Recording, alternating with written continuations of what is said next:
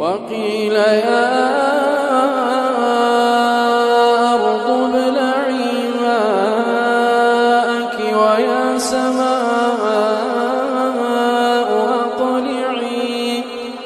ويا سماء أقلعي وغيض الماء وقضي الأمر واستوت على الجود وقيل بعدا للقوم الظالمين.